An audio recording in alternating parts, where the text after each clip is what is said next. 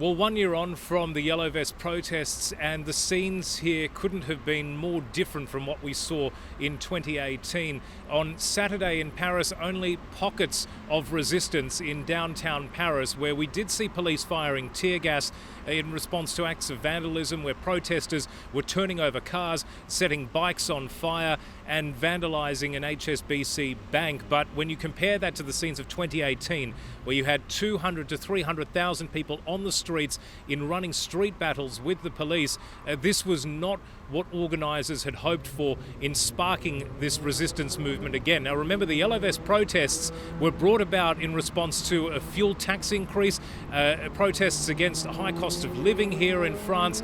But really over the last few months, that seems to have petered out, and despite hopes for large numbers over the weekend, that really hasn't come to fruition. On Sunday, not expecting much more. In fact, Saturday was really the day of resistance, the call to arms for people to take to the streets.